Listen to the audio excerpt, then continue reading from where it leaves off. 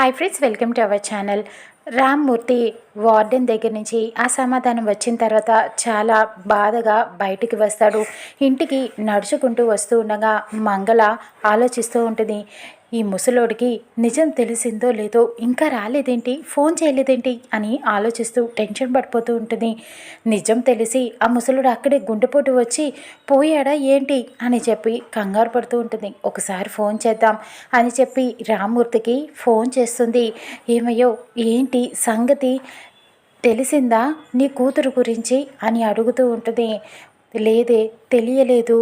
మళ్ళీ అదే సమాధానం, తెలీదని చెప్పి అని చెప్పడంతో బాధగా మంగళ ఆశ్చర్యపోతుంది. అదేంటి మరి ఆ రోజు ఎందుకు ఫోన్ చేశారట అని చెప్పి అడుగుతూ ఉంటుంది. అది చెప్పడం కోసమే ఫోన్ చేశారంట, తెలిస్తే ఆవిడే ఫోన్ చేసి చెప్తానని అన్నారు అని చెప్పడంతో ఇక మంగళ తెగ టెన్షన్ పడిపోతూ ఉంటుంది. అంటే నా పగ తీరనట్టేనా అని కంగారు పడుతూ ఉంటుంది. అవును, ఉండు, ఇంతకీ ఆవిడ నీతో మాట్లాడేటప్పుడు ఏమైనా జరిగిందా, మధ్యలో ఏటైనా వెళ్ళిందా అని అడుగుతూ ఉంటుంది మంగళ డౌట్గా.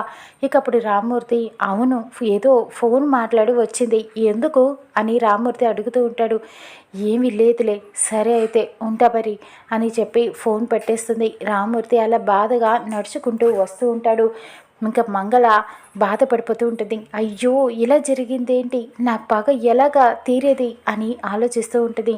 అసలు ఏమైంది, ఎందుకు ఇలా జరిగింది, ఆ రోజు అరుంధతి గురించి చెబుదామని కదా ఫోన్ చేసింది, మరి ఇప్పుడు ఎందుకు ఇలాగా తెలియదని అంటుంది, ఏం జరిగినట్టు అక్కడ ఆ మనోహరి ఏమైనా చేసిందా, కానీ దానికి అంత తీరిక లేదే ఈయన గురించి పట్టించుకునే అంత, మరి ఎవరు ఆ ఫోన్లో మాట్లాడింది అని తెగ ఆలోచించేస్తూ ఉంటుంది. అమరేంద్ర బాబు, అమరేంద్ర బాబే చెప్పొద్దు అని చెప్పి ఫోన్ చేసి చెప్పి ఉంటారు అని చెప్పి ఇక ఆలోచించి, అయ్యో ఇప్పుడు ఎలాగా ఈ ముసలోడికి తన కూతురు గురించి తెలిసి రాత లేనట్టేనా, ఇంకా నా పగ తీరనట్టేనా ఆ మనోహరి పైన అని తెగ బాధపడిపోతూ ఉంటుంది. అక్కడ మిస్ అమ్మ గార్డెనింగ్లో వాటరింగ్ చేస్తూ ఉంటుంది. అలా చేస్తూ ఉండగా అమర్ సడన్గా వస్తాడు. పొరపాటున చూసుకోకుండా ఆ వాటర్ అంతా కూడా అమర్ మీద పడతాయి. అయ్యో సారీ అండి, సారీ, చూసుకోలేదు అని కంగారుగా చెప్తూ ఉంటుంది. ఇక అప్పుడు తన చీర కొంగుతోటి అమర్ మీద పడిన నీళ్ళన్నీ తుడుస్తూ ఉంటుంది. సారీ అండి, పొరపాటున జరిగిపోయింది, చూసుకోలేదు అని చెప్తూ ఉంటుంది మిస్ అమ్మ. ఏం పర్వాలేదులే, ఏం అవ్వలేదులే అని చెప్పి అమర్ అంటాడు. ఏంటండి, ఏమైనా కావాలా అని అడుగుతూ ఉంటుంది మిస్ అమ్మ.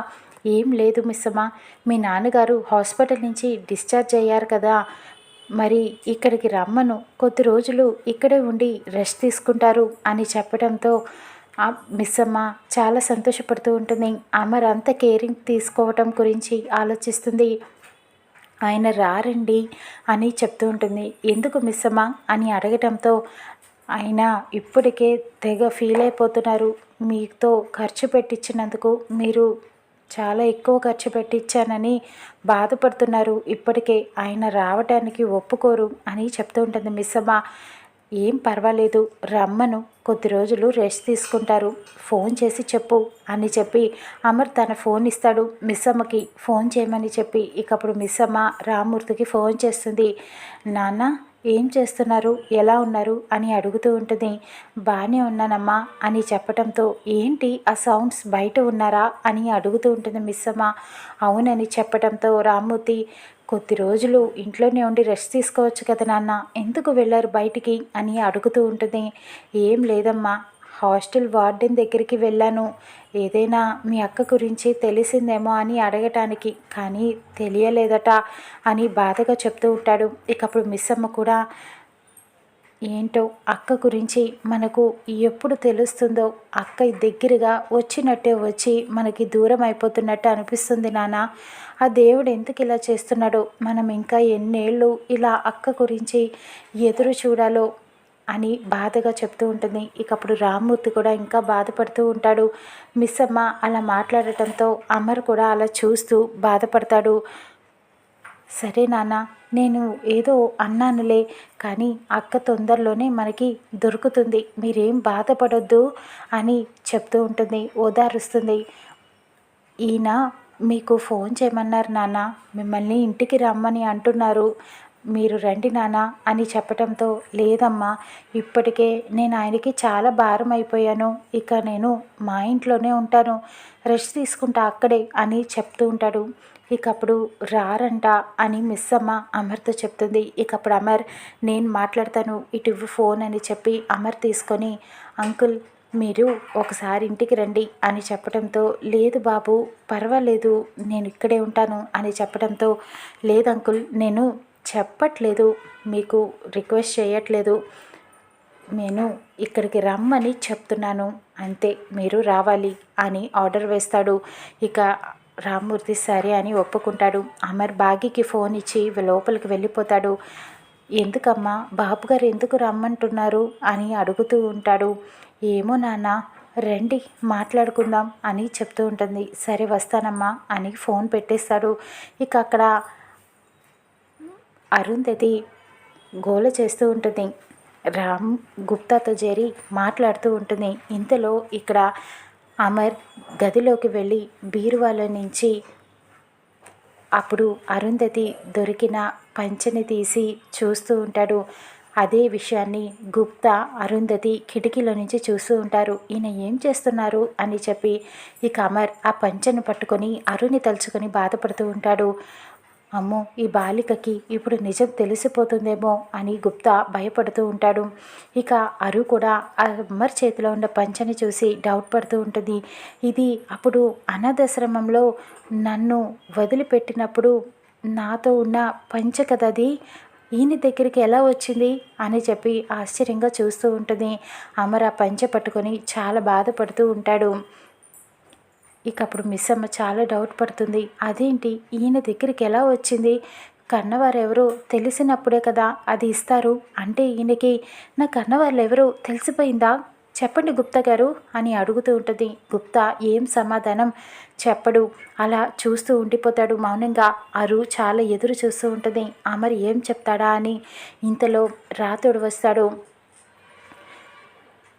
ఏంటి సార్ బాధపడుతున్నారా, 100 గ్రాములు కూడా లేని ఆ పంచని చూస్తూ బాధపడుతున్నారా, ఎందుకు సార్ నిజం చెప్పేస్తే మీ గుండెల్లో ఉన్న భారం తీరిపోతుంది కదా అని అడుగుతూ ఉంటాడు రాథోడ్. ఇది భారం కాదు రాథోడ్, బాధ్యత అని అమర్ చెప్తూ ఉంటాడు.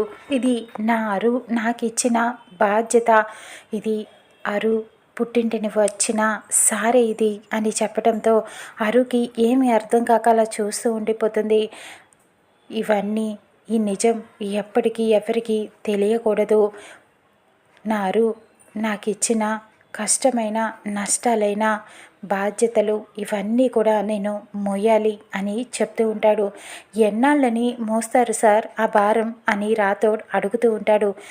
ఎన్నాళ్ళైనా మోస్తాను, కుదిరితే నా కాలు కట్టే వరకు నేను మోస్తూనే ఉంటాను, వీలైతే ఎప్పటికీ కూడా నేను ఈ నిజం ఎవ్వరికీ చెప్పను అని చెప్తూ ఉంటాడు.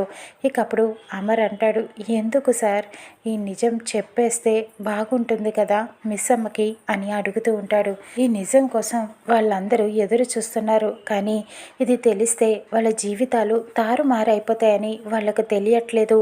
ఈ తుఫాను ఎప్పటికీ కూడా వాళ్ళకి తెలియకూడదు, నా కుటుంబాన్ని నేను కష్టాల్లోకి నెట్టలేను అని బాధపడుతూ చెప్తాడు.